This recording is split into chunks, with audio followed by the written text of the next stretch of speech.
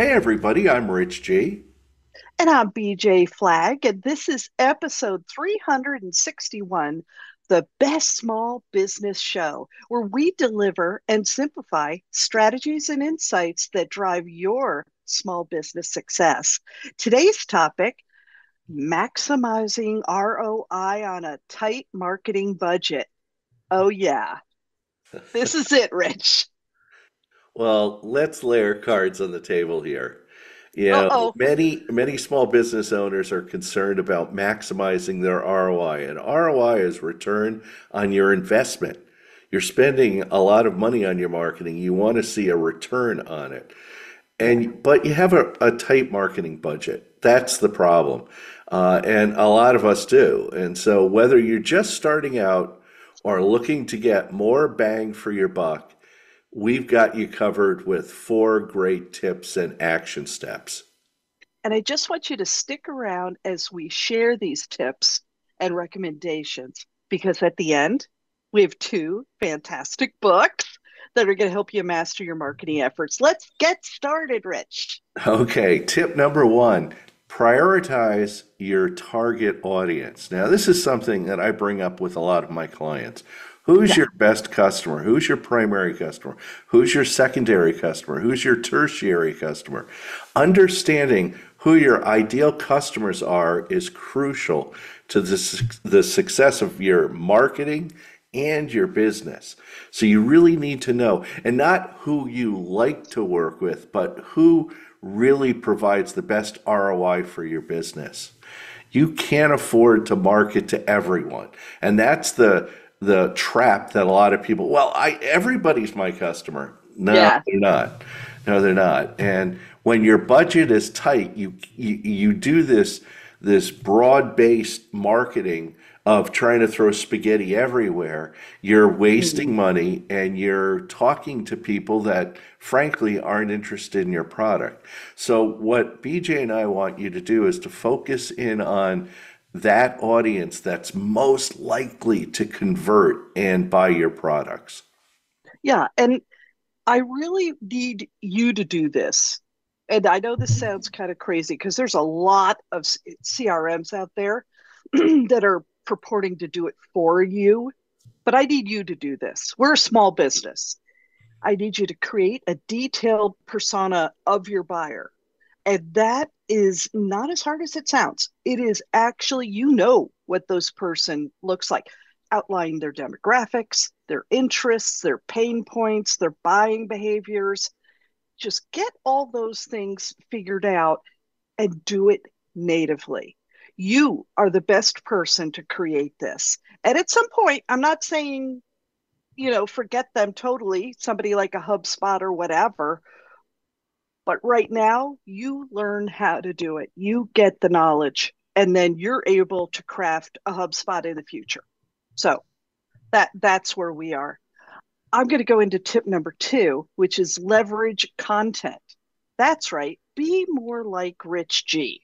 Oh my gosh. Content is king. He is the master at content marketing. It's cost effective and you can yield significant returns over time. The focus on creating high quality, valuable content. Yes, every single person can write. So don't give that to me. Don't give that to me. Rich? I write a lot, and I find that Yes, you do. developing content is not as hard as you think it is.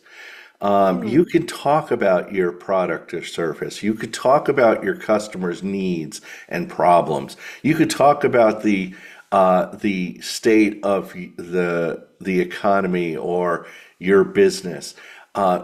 Writing content is not that hard. The other thing that it does is it makes you an authority. People will look Yes. up to you like you know what you're talking about. And Yeah. what's funny is then people will regard you as an authority. I tell this to a lot of my businesses that I coach, that they need to put out a lot of content because people will put you kind of like on a pedestal, and Yeah. they'll put you above your competition because your Yes. competition's not writing content. Which And is great. Which simple is so stuff. great. We're not asking you to write War and Peace. It's just here are the top 5 mistakes most people make when hiring an electrician. Okay. Boom. Job Boom. done. What, and Yeah. I bet you if you're an electrician, you could come up with those five mistakes in like about 10 seconds. So start thinking about that and start putting things together. Take action in this one is start a blog or a YouTube Yeah. channel. Just pick up your camera and just start talking to it, and you could publish live right to YouTube. BJ? And one thing that I've seen a lot of people do is Substack. A lot of people are getting into Substack.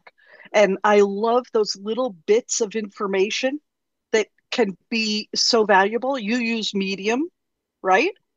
I think there are fantastic things that you can do to broaden your audience for sure. Yeah, I write, like this morning, I wrote on a topic called You Shouldn't Talk About Politics at Work. Okay. I And love it. and it's great. It took me about a half an hour to write, but it's going to go up on my website. I'm going to Uh-huh. publish it to LinkedIn. It's going to go out as a newsletter. I'm probably going to do a LinkedIn carousel with it. There's so many things. Once you write it, you can dissect it in many different ways. The other Yeah. thing, now this is right from BJ, is commit to a regular posting schedule, It's whether all I it's ask you to do. weekly or biweekly. You Yes. have to come up with a schedule because just doing these one-offs in the ether aren't going to work. Hmm. Like, oh, I wrote an article this quarter. Nobody cares. But when you're Yeah. consistent and regular, people look forward to your. Let me put it to you this way. Now, this is going to sound really funny. I get a monthly newsletter from my septic tank cleaning company. Okay. I remember you talking about this. Now let's talk about obscure knowledge. I read the newsletter. And I let a lot of newsletters go by, but I read it because I have a septic tank. But guess what it does? When I have to, my septic tank cleaner has to come every 2 years. When I have to remember their name and number, I already know it because I've been reading their newsletter on Yeah. different things. Now, it sounds like an obscure thing, but they've won me over as a customer by Oh, doing for that sure. regular Oh, posting yeah. schedule. Oh, yeah. And I think using tools like Google Analytics to track and which content is really working and what's in, really pushing engagement and things like that. I know you do this a lot. You do snooping. You snoop Yeah. in, you find out, and then you write more about it, Yeah. because you got them. You got them on the hook. Well, it's funny. I tell a lot of my clients, I look at a lot of analytics on my website, and I start to see that people hit my homepage, which has a lot of information on it, and that's like 80% of the analytics. Then maybe they go to the about page or the contact me page or something. But other than that, it's like keep it simple. So Google Yeah. Analytics helps me a lot. Helps me Yeah, a for lot. sure. Well, tip three is utilize your social media advertising wisely. If you do make this step into paying for advertising in social media, don't just go whole hog. You really need to use it wisely. Social media platforms offer a powerful advertising tool that can be tailored to your budget. You can Yeah. move the actuators back and forth to find out exactly how much you want to spend per day, per week, per month, and focus on the platforms where your target audience is most active. And oh my God, BJ has built this into my head. It's just like, who's Yeah. my customer?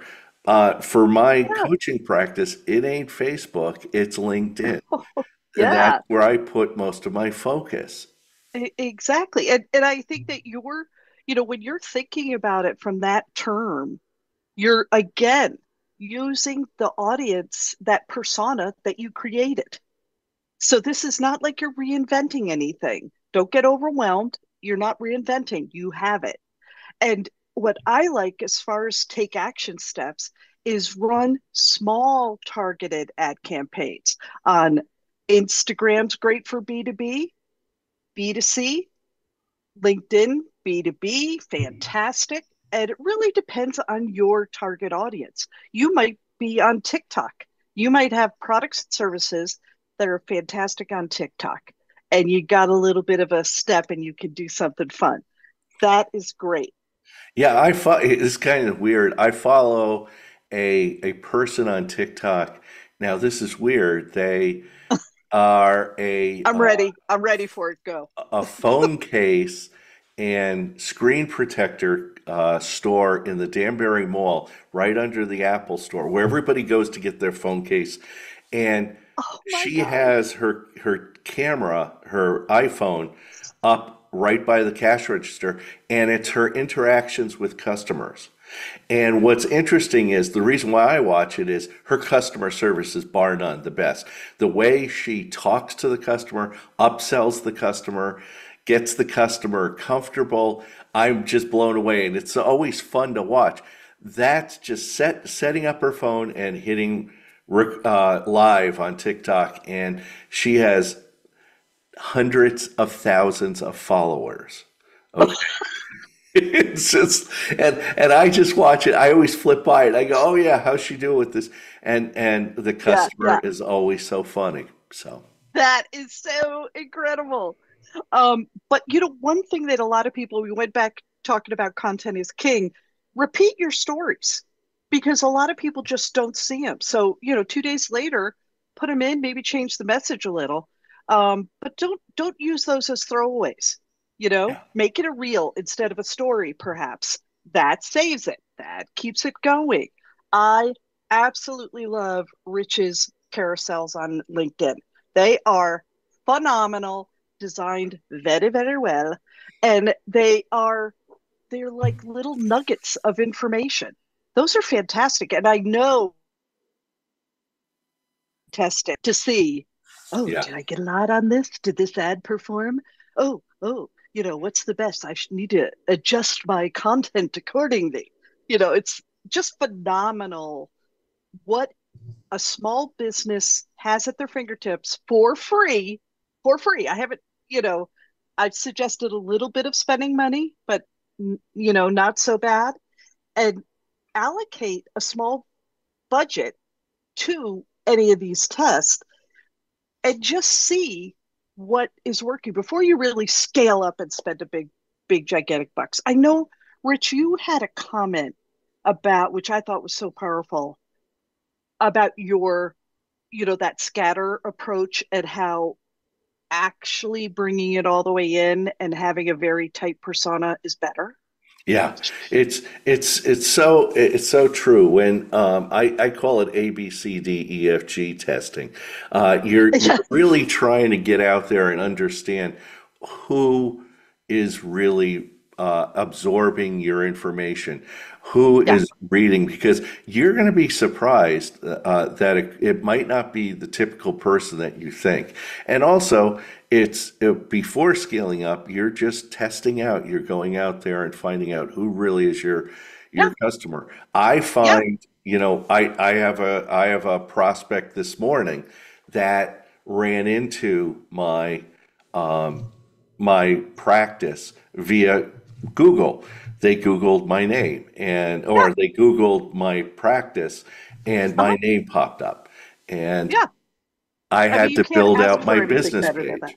Yeah, Yeah, yeah, yeah. And I think, when you see things like that, you realize, oh my gosh, these are the most important things I could do. Let's get to tip 4 before everybody goes to sleep. Build partnerships and collaborations. This is huge right now. Partnering with other businesses can help you reach a wider audience without significantly increasing your market spend. It's just literally you're putting them in, you're coordinating a couple of emails, they write you this, they give you little assets, you combine together. oh my gosh, you just broadened your audience. And if they put it in their email newsletter, you have a whole bunch of new people who are going to possibly follow you. You can't imagine the benefit of looking for a business that is complement to yours that could really help you, accelerate your marketing for the cheap. Well, let's take action. Reach out to potential partners for joint promotions, co-hosted events, or content collaborations. If you're selling insurance, you might do life insurance, hook up with somebody that sells auto and home insurance, or a financial advisor or an attorney. If you're a contractor, hook up with a mortgage broker. There's so many different collaborations. And here's the thing. When you collaborate, they're bringing their customers in. You're doubling your reach instantly. So, Yeah, for example, a local coffee shop, there you go, the New York that's a great one. Coffee Shop could partner with a bookstore for a joint promotion or event. Mhm. Very easy to do. And Yeah. suddenly you double your reach out there. And they're not, coffee shops are in the business of selling books, and bookstores most likely are in the business of selling coffee. So you can Wow. apply each, so it really works out well. Definitely, because who doesn't not like having some coffee and sitting down with a good book? Boom, everyone does. So I think it's great. You're gonna love this book. We recommend it all the time. So pull it off the shelf again. Building a Story Brand by Donald Miller. Oh my gosh, this book is going to help you clarify your message and create marketing that connects directly to your audience. So if you're struggling a little understanding that concept of audience, struggle no more. This book is fantastic for that. Yeah, our second book is a book by Joe Paluzzi. It's called Content Inc. And this book offers a roadmap for building a content first business model and maximizing your content marketing efforts. So, if you're afraid of diving in to start your content, this book is great to help you Oh, yeah. really hone your content and make it even more powerful. It's a great book. Yeah. Oh, I love it. I love it. And that's a wrap. We invite you to share this episode on LinkedIn, Instagram, X, and TikTok with a hashtag, the best small business show.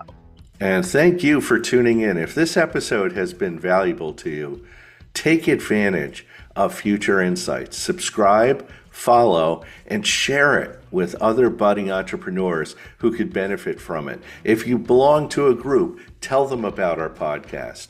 Your support helps us reach more people and make a more significant impact. And by the way, we don't have commercials.